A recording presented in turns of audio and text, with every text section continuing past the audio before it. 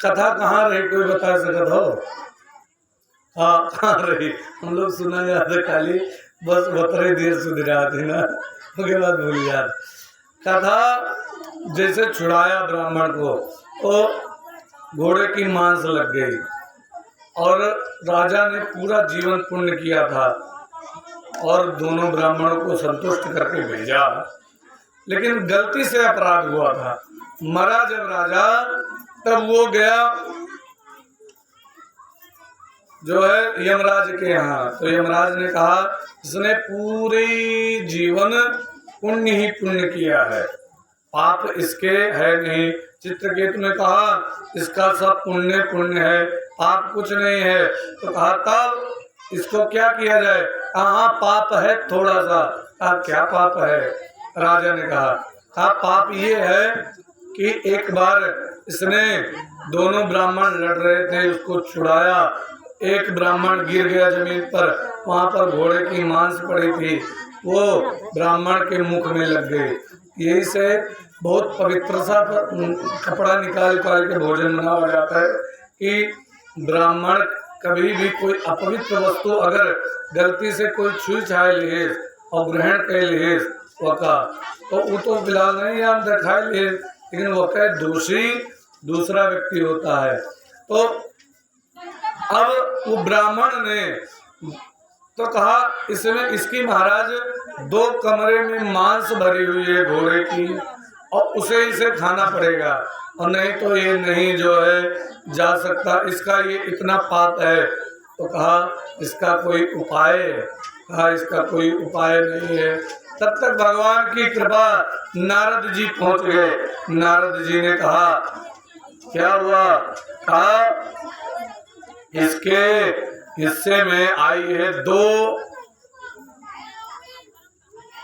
इसने अपराध किया था अनजाने में, 2 कमरे में घोड़े की मांस बड़ी पड़ी है, इस राजा को खानी पड़ेगी। तो नारद जी ने कहा कोई उपाय है?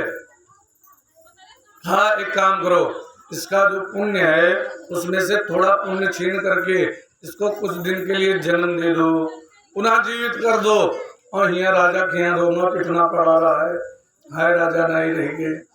और वहाँ जो है थोड़ा सा पुण्य छीन करके उसके बाद राजा को कुछ दिन के लिए जीवित कर दिया, महीना खान के लिए जीवित कर दिया, 1 महीने के लिए। अब राजा जैसे उठा तैसे नाक में से रोई हुई सब निकाल करके किनारे किया। अब सब लोग हैरान कि अरे ये राजा मर करके पुनः जीवित कैसे हो गया। और राजा ने पूरा वृत्तांत वहां देखा था। नारद जी ने एक उपाय बड़ा सुंदर बता दिया था उनको कान में, और वो आकर के राजा ने किया। राजा अपने महल को जैसे उठा तैसे जो है अपने महल को उसने छोड़ दिया, और उसकी एक जवान कन्या थी, उस कन्या को साथ में लेकर के आया, और राजा का जो खेत था उस खेत में एक कुटिया बना करके रहने लगा। राजा का मन पवित्र था, अपनी बेटी को बेटी के भाव से देखता था, लेकिन लोगों का कहना मने के मुंह तो पकड़ नहीं सकता है, मने कहा कुछ कह सकता। तो जैसे जो है राजा ने देखा, ऐसे जो है राजा को ऐसा देखा सब लोगों ने, तो कहा रे ये राजा बड़ा धर्मात्मा था, बड़ा अच्छा था, लेकिन ये मर करके जैसे जिंदा हुआ है जब से, तब से जो है ये अपनी कन्या को लेकर के रह रहा है, जवान कन्या। बताओ इसकी बुद्धि भ्रष्ट हो गई है। ये बताओ ऐसे कन्या को लेकर के कौन अकेले रहता है? हमें लग रहा है ये अपने कन्या को पत्नी के रूप में देख रहा है। लोग उल्टा सीधा बोलना शुरू कर दिए, और राजा कुछ कहा, नारद जी ने बताया ही हुआ था, राजा कुछ बोले ना, उसको लोग सुना भी दें, लेकिन राजा तब भी चुप रहे। तो उसके बाद 1 महीने बाद फिर राजा मर गया, और जब मरा तब यमलोक में पहुंचा, और यमलोक में कहा, अब कहा जो है देखा पूरे दोनों कमरे की मांस खत्म, पूरी मांस खत्म, खाली 2 डेलिया मांस बची थी, 2 तसला मांस बची। ये कैसे खत्म हुई? तब बताया नारद जी आए, कहा मैंने जो तुम्हें बताया था कि जीवित होकर के अपनी जवान बेटी को लेकर के जाकर के साथ में रहना और बेटी का ही भाव रहे, केवल तुम्हें भोजन दे तो तुम्हारी सेवा करे, लेकिन बेटी का ही भाव रखना, कभी कुदृष्टि मत डालना। उसी का प्रभाव है।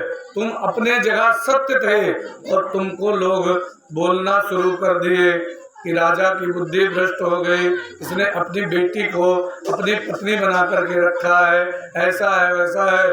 जो लोग बोल रहे थे वो लोग तुम्हारा पाप खत्म कर दिया उन लोगों ने। तुम्हारी जो घोड़े की मांस थी एक एक डलिया सब लोग लेके चले गए जितने लोग थे सब लोगों ने बांट लिया, सब जितने तुम्हारे राज्य के लोग थे सब लोगों ने बांट लिया। यही से कहा जाता है कि कोई की बुराई न करो, कोई प्रपंच न करो, जो अगर कोई बुराई करबो तो कहते पाप समझ ले बांट लियो, नहीं तो तब हुए तोरे लगे भगवान नाम लेते हो तो उसका पाप तुम्हारे पास आ भी जाएगा तो भस्म हो जाएगा, लेकिन भगवान नाम लेते नहीं है और दूसरे को बुराई प्रपंच कह देता है तो कहा गति हुई बताओ। क्या कहे कुल पाप अपने मुड़े पे ला देखे, तो कहा ये सब तुम्हारा मांस ये सब लोगों ने ले लिया। तो कहा तब कहा अब तुम स्वतंत्र हो गए, ये सारी मांस खत्म हो गई। कहा ये 2 डेलिया जो बची है 2 तसला मांस है। कहा तुम्हारे राज्य में 2 लोग थे, एक अंधा था एक बहरा था। तो अंधे ने कहा मैंने कुछ देखा नहीं इसीलिए मैं कुछ नहीं राजा को कहूंगा, और बहरे ने कहा मैंने कुछ सुना नहीं, दुनिया को चाहे जो भी कहे लेकिन मैं राजा को अपने मुंह से कुछ नहीं करूंगा।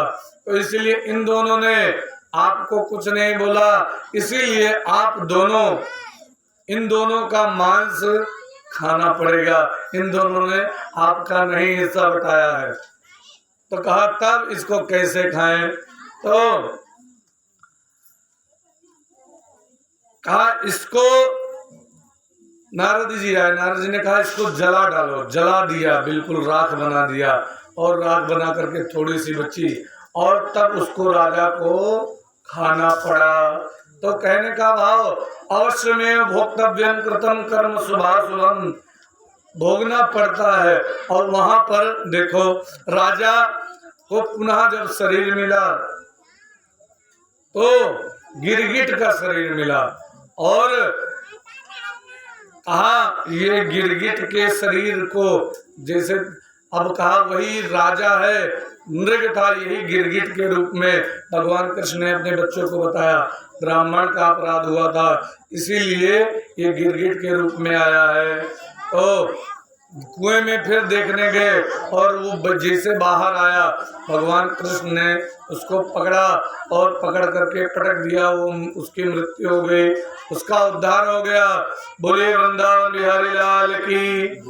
तो कहने का भाव है अगर भगवान कृपा कर दे तो जो है अपने कर्म भी स्वच्छ रखने चाहिए, क्योंकि अगर हम किसी की बुराई करेंगे और ब्राह्मण का अपराध कर देंगे, बच्चों को समझाया तो कहा उसका फल हमें भोगना पड़ेगा।